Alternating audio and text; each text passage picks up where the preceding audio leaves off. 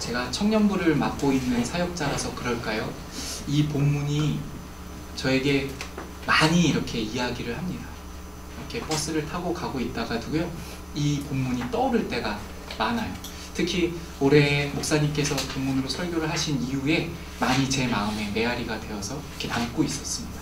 그 이유는 이 본문에 어떠한 한 사람이 나오는데요, 이 어떤 한 사람이 병행 구절을 보면 청년이라고 기록하고 있어요. 청년 시절에 또 고민을 가지고 주님 앞에 나아오죠. 그리고 이 청년은 또 다른 병행 구절을 보면요, 직업이 관리였어요. 지금으로 말하면 공무원이었던 것 같습니다. 그리고 우리가 지금 읽었던 22절 말씀을 보면 그는 재물이 많은 고로 라고 나와요. 그가 부자였음을 밝히고 있습니다. 그러면 요즘 말로 이런 청년은 뭐라고 하는지 아세요? 네. 역시 청년이 잘하고 엄친아라고 들어보셨죠? 엄친아는 엄마 친구 아들의 줄임말인데요. 엄마 친구 아들은 이렇게 아들에게 무언가를 이렇게 요구하거나 이렇게 말하기를 원할 때, 야, 엄마 친구 아들 중에는 이렇게 하고 시작을 하면서 그 좋은 점을 말해서 엄친아. 그래서 엄친아는 뭐든지 다 잘한다고 그렇게 해서 붙여진 어떤 용어인데요. 이 본문에 나오는 이 청년이 엄친아였던 것 같아요. 또 다른 말로 뭐라고 하는지 또 아세요? 엄친아 말고 완소남이라는 단어도 쓰죠. 세상적으로 보기에는 그러한 사람이었던 것 같습니다. 그런데 이 말씀 17절에 시작하는 말씀을 잘 들여다보면요, 마치 이 추운 겨울날 이 추위를 뚫고서 주님께 예배를 드리시기 위해서 이 자리에 나오신 우리 성도님들 한 사람 한 사람의 그 마음처럼 간절한 마음이 묻어납니다. 우리 17절을 다시 한번 읽어보도록 하겠습니다. 시작. 예수께서 길에 나가실새 한 사람이 달려와서 꿇어앉아 묻자오되 선한 선생님이여 내가 무엇을 하여야 영생을 얻으리까? 예수께서 길에 나가실새 이렇게 가시려고 행하시려고 가고 계신데 이 한 사람이 달려와요. 예수님을 보고 달려옵니다. 뭔가 목적이 느껴지죠? 달려오고요, 또 달려와서 그 앞에 꿇어앉아요. 이렇게 예수님 좀 말씀 좀 하시죠, 이 정도 수준이 아니라 예수님 앞에 꿇어앉아서 묻고 있습니다. 이렇게 꿇어앉고 달려올 수 있었던 그 사람의 신분을 다시 한번 떠올려보면 관리였어요. 그리고 부자였고, 사람들이 이렇게 보면 알려진 인물일 수도 있다는 생각을 해봅니다. 1세기 성경을 배경으로 한 지역의 유물을 연구하다 보면요, 그들의 사회와 문화와 또 그들의 가치에 대해서 알 수 있는 정보들이 많이 발견됩니다.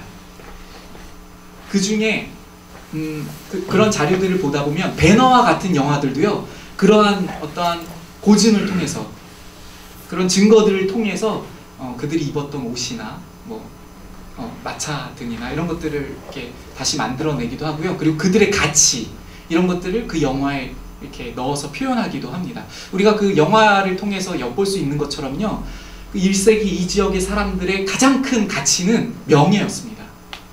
내가 돈 때문에 명예를 훼손한다는 것을 굉장히 가치 없는 것으로, 그렇게는 난 안 살아 라고 여기는 이 사회적인 배경이었어요. 그런데 이러한 배경이 있었음에도 불구하고, 자신이 어떠한 직함이 있었음에도 불구하고 예수님 앞에 나와서 무릎을 꿇어서 이렇게 간절함을 표현하고 있습니다. 그런 것들을 개의치 않고요. 그렇게 이 청년에게 있어서, 모든 것을 다 갖고 있는 청년에게 있어서 이렇게 간절한 마음으로 예수님께 물어봐야 하는 문제, 그 문제가 무엇이었을까요? 네, 오늘 본문은 이렇게 말하고 있어요.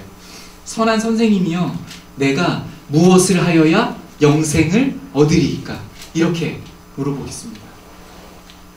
저는 이것을 조금 단어를 달리 표현해서요, 그 문제는 죽음의 문제였다고 생각해 보았습니다.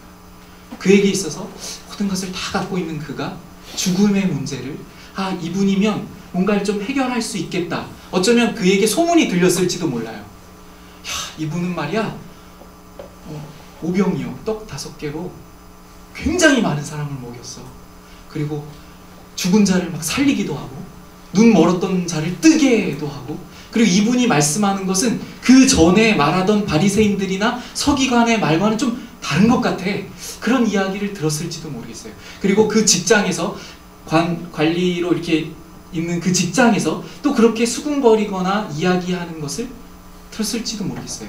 정말 메시아 아니야? 하는 이야기도 있었을지 모르겠습니다. 그래서 이 사람은 그러한 정보들을 가지고 자신의 모든 방법으로도 해결할 수 없었던 이 죽음의 문제, 이 큰 문제를 가지고 주님 앞에 나아갑니다. 어떻게 보면요, 여기까지는 굉장히 출발이 좋은 것 같아요. 이 문제가 이 사람을 일으켜서 예수님을 만날 수 있는 통로로 이렇게 하고 있지 않습니까? 우리도요, 굉장한 많은 문제와 근심과 만나면서 살아갑니다. 그때 때로는 이 근심이 작을 때에는 나의 힘으로 얼마든지 해결할 수 있어 하고 주님께로 가져갈 때도 있지, 주님께로 안 가져가고 내 힘으로 해결하려고 발버둥을 치거나, 또는 충분히 내 힘으로 해결했다고 생각할 때가 많은 것 같아요. 그런데 우리를 조금 더 고민케 하고 기독케 하는 문제들 중에 예수님의 역사하심, 예수님이 누구이신지를 알게 하기 위하여서 예수님께로 나아가게 하는 문제가 있다면 그것은 문제가 아니라 축복인 것으로 저는 믿습니다. 이 죽음에 대한, 영생에 대한 질문에 대해서 예수님께서는 이렇게 대답하십니다. 18절 말씀을 같이 한번 읽도록 하겠습니다. 18절 시작. 예수께서 이르시되 내가 어찌하여 나를 선하다 일컫느냐? 하나님 한 분 외에는 선한 이가 없느니라.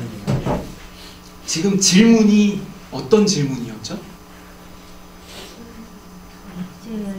질문은 영생이었죠. 질문은 죽음에 대한 거였죠. 이 청년에게 있어서 정말 절실한 지금은 그러한 문제였습니다. 근데 그것을 가지고 질문을 했는데 예수님께서는 그 질문에 대해서 마치 답변을 안 하시는 것처럼 다른 말씀을 하시는 것 같아요. 다시 한번 제가 읽어볼게요. 예수께서 이르시되 내가 어찌하여 나를 선하다 일컫느냐? 하나님 한 분 외에는 선한 이가 없느니라 라고 말씀하세요. 그리고 율법에 대해서, 계명에 대해서 말씀하시고 나서 20절의 이 청년의 반응은 그가 여짜오되 선생님이여 이것은 내가 어려서부터 다 지켰나이다 라고 말을 해요.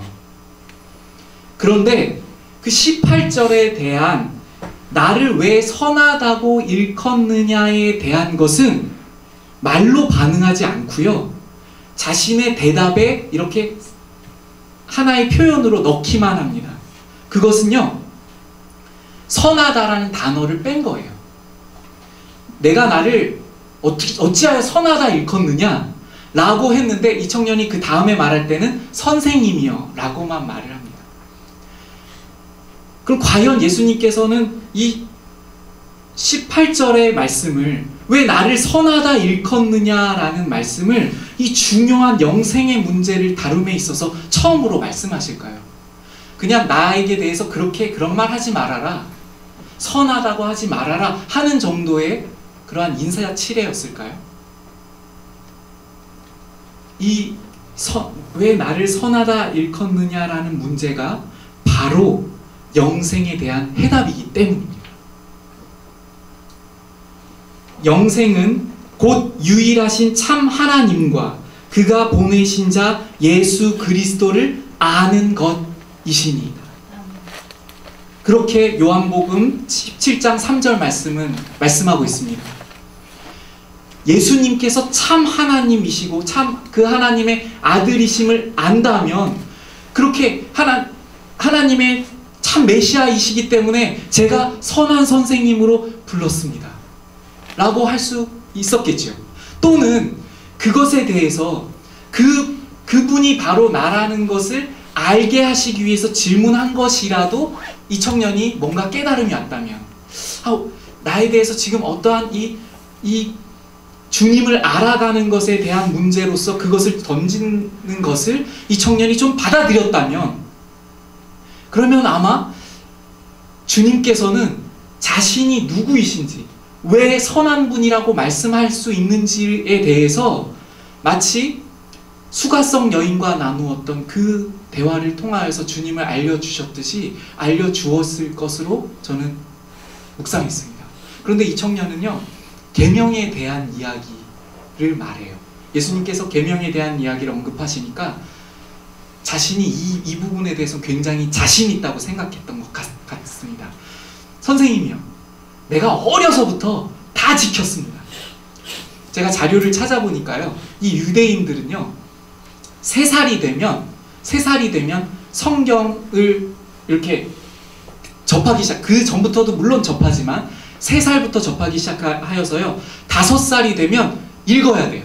성경을 늘 읽고 말씀을 암송하고, 그 교육이 계속 진행됩니다.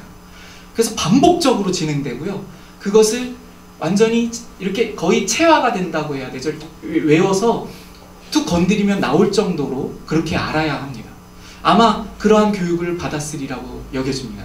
그리고 이 청년은 그것을 어려서부터 열심히 지켰는지 모르겠어요. 그런데 문제는요, 그 계명을 하나님께서 주시는 의미, 계명을 통하여서 하나님이 어떠한 분이라고 말씀하시는 것은 깨닫지 못했던 것 같아요. 살인하지 말라 그러면 기계적으로 살인만 내가 안 하면 되는 문제를 말씀하시는 것이 아니라, 왜 살인하지 말라고 하시냐면 생명을 너무나도 존귀히 여기시고 사랑하시는 그분의 그 마음이 담겨 있기 때문에 그것을 너무나도 악한 우리에게 살인하지 말라 라는 말씀을 통하여서 말씀하시는 것이죠. 만약에 그러한 뜻으로 율법을 주신 것과 또 율법을 묵상하고 하나님을 알았더라면 이렇게 자신 있게 말하지 못했을지 모릅니다. 우리는 때로는 우리에게 주어진 일들에 더욱 많은 관심을 가지고 있을 때가 있는 것 같아요. 예수님은 지금도 이 청년을 지금 이 본문에서 볼 수 있듯이 너무나도 사랑하셔서, 한번 말씀을 볼게요. 21절 말씀. 예수께서 그를 보시고 사랑하사 이르시되, 너무너무 사랑의 마음으로 그것을 지키고 안 지키는 어떤 행위의 문제가 아니라 나와의 관계의 문제라고 말씀하시면서 그가 선한 선생님이여 라고 말한 것에 대해서 왜 그렇게 말할 수 있는지를 알려주시고 싶고, 그분이 누구인지 교제가 일어나기를 원하시면서 지금 사랑하는 마음으로 이렇게 받아주고 계셨어요. 그런데 이 청년은 저는 이걸 다 지켰는데요, 이렇게 말하고 있습니다. 우리가 신앙생활을 하면서 우리에게 주어진 일들을 잘 감당하는 것에 포커스를 하다 보면 우리의 마음이 주님과의 관계와 교제, 그분이 누구이신지를 아는 것보다는 이것을 내가 어떻게 빨리 더 좋은 방향으로 열심히 잘할까에 포커스를 맞추고 살아가는 것 같아요. 그럴 때에 우리의 마음은 주님께서 이렇게 사인하실 때에 주님 저 이거 다 했는데요? 이렇게 잘했는데요? 라고 말할 수 있는 우리의 마음이 될 때가 많은 것 같아요. 제가 이 말씀이 이렇게 묵상하면서 저에게 개인적으로 이렇게 다가왔었어요. 용준아, 너의 모든 관심이 나에게 있느냐? 이 질문 앞에서 저는 돌아보았습니다. 청년부를 섬기고 예배를 준비하고 그 모든 과정과 성도님들께 대표 기도를 전화로 안내하고 또 만남을 갖거나 어떤 것을 회의하고 그 모든 것의 중심이 주님을 더욱 알아가는 간절함 속에서 과연 해왔는가? 아니면 저와 대하시는 분들이 일을 해내기 위해서 전전긍긍하시고 불편하시며 결과를 만들어내기 위해 고민하고 있는 기계적인 일이 중심이었나를 돌아보겠습니다.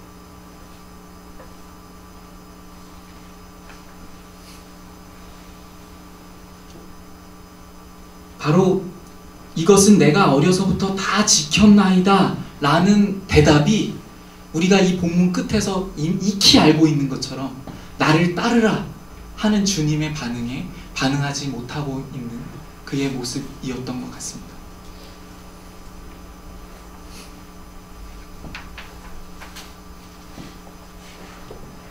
한 가지 말씀을 더 제가 암송하는 구절인데요. 우리가 너무 잘 알고 있는 구절입니다. 내가 길이요 진리요 생명이니 나를 말미암지 않고는 아버지께로 올 자가 없느니라 라고 예수님께서는 분명히 말씀하셨습니다. 그런데 그러한 예수님이 누구이신지를 알기에 우리의 모든 에너지를 쏟아서 초점하여도 우리는 너무나도 부족함을 많이 느낄 때가 있습니다. 그런데 우리의 시선이 예수님에 초점되어 있지 않고 혹시 우리가 주님을 따르겠습니다 하고 모든 것을 마음 먹고 주님을 따르고 있는 지금 이 시점에서도요, 우리는 얼마든지 예수님을 초점하지 않고요, 가지고 오지 않았던 빵들, 오병이어 사건 중에 오병이어가 끝나고 나서 떡 챙기지 않았다고 제자들이 그 누룩 조심하라고 하니까 떡 챙기지 않았다고 이렇게 얘기했었잖아요. 그런 것처럼 우리가 그분이 누구이신지를 초점하면 지금 여기서 떡 얘기하라고 예수님이 그 말씀하신 게 아닌데 우리가 정말로 그 분께 초점하여서 이 주님을 따르기로 작정하고 걸어가시는 이 우리의 삶들이, 이 소중한 한 분 한 분의 그 삶이 이러한 엉뚱한 이야기를 주님 앞에서 하고 있는 삶이 되지 않기를 원합니다.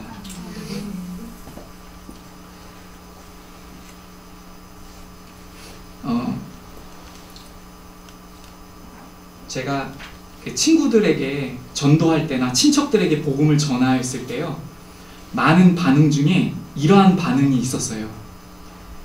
나는 교회에서 요구하는 것이 많아서 가기 싫어. 이렇게 하면 이거 하지 말고 저거 하지 말고 그냥 나는 이대로 살래. 제 친구들 중에 지금도 그런 친구가 있어요. 좀 요즘 같이, 그리고 요 근방에 또 살아요. 용인지역에 살고. 그래서 이게 좀 나오기를 권면하고 신앙생활 같이 하기를 권면하면 이렇게 얘기를 합니다. 물론 진리를 모르기 때문에 그것이 이렇게 힘겨움으로 다가와서 그럴 수도 있죠. 그런데 교회가 집중해야 하는 것을 잃고 해야 하는 것을 정말 우리가 포커스해야 되는 것, 그분이 누구이신가를 우리가 정말 알아서 그분의 마음이 우리 안에 감동으로 넘쳐나서 그러한 사랑으로 증거하는 일들이 많이 일어난다면 어떨까라는 생각을 해봤어요.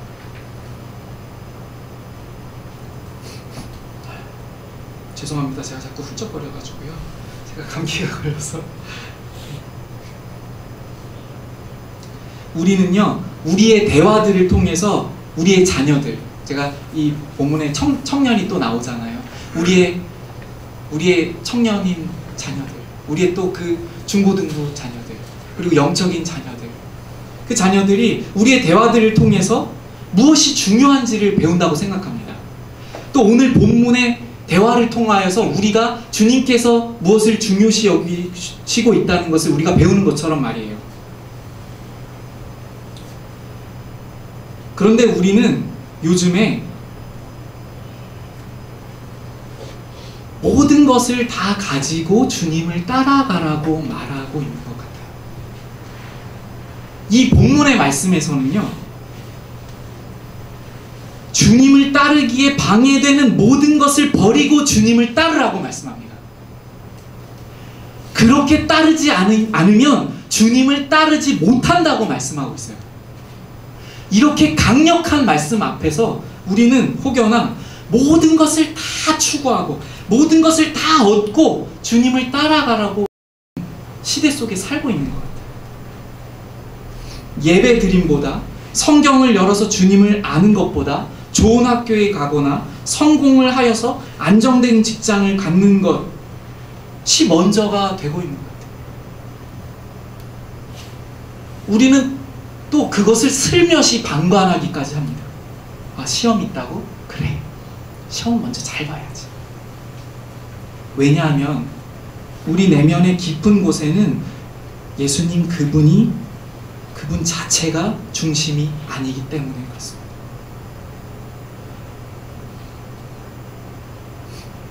주님께서 기뻐하시는 희생을, 주님께서 아주 기쁘시게 받으실 만한 희생을 때로는 한 것에 대해서 때로는 너무 바보스럽게 여기기도 합니다.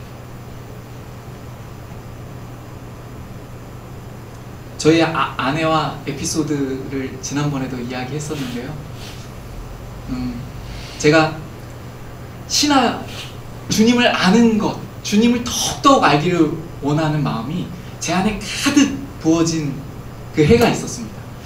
그때 로마서 성경 공부를 하다가 성경이 이런 거구나 저는 막 깨닫기 시작했고요. 그 말씀이 너무너무 재밌고 이것이 정말 너무 달아서 누워서도 성경을 읽고 돌아 누워서도 성경을 읽고 깨면서도 그랬던 그 시기에 제가 이제 그 소원의 마음을 아내에게 이렇게 이야기했어요. 그때는 아내가 아니었고 사귀고 있는.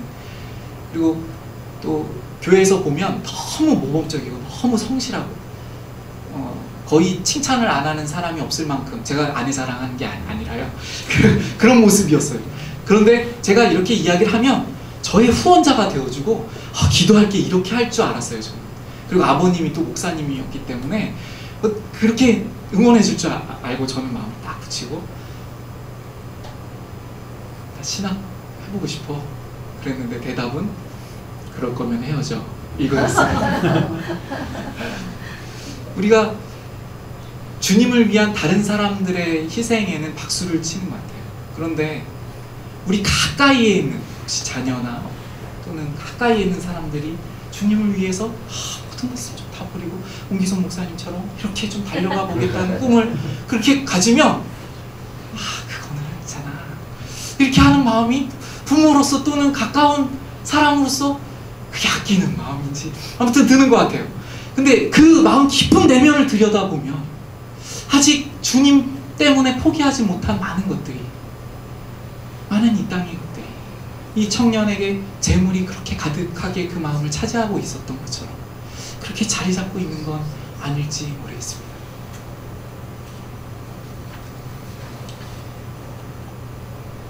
그래서 우리는요, 우리의 대화들 속에서 이러한 것들이 많이 일어났으면 좋겠습니다. 만약에 우리 자녀가요, 내일이 시험인데 저 예배 다 드릴래요, 엄마. 저 말씀을 더 많이 읽고 좀 그렇게 잘래요 할 때, 이야, 너가 중요한 게 뭔지 아는구나. 이야. 그리고 아내를 이렇게 구하거나 남편을 이렇게 남편의 대상을 만날 때 저는요, 다른 거 다 필요 없어요. 정말 아버님처럼, 우리 장로님처럼, 우리 집사님처럼, 우리 어머니의 신앙처럼 그렇게 주님을 최고로 섬기면서 김치를 담글 때 그렇게 환한 표정으로 교회를 위해서 봉사할 수 있는 그런 신앙을 가진 사람을 내가 만나길 원해요 할 때, 이야, 그래. 마음에서는 너가 세상 물정도 모르고 이런 게 있을지 모르겠지만 그것을 우리가 과감히 정말 내려놓고 버리고, 야, 정말 너 신앙이, 야, 지금 이게 어떠한 시대인데 너의 신앙 때문에 우리 한국을 버리시지 않겠구나 라고 그렇게 칭찬하고 바라보고 기도하고 말할 수 있는 그런 우리 모두가 되시기를 주님의 이름으로 축원합니다.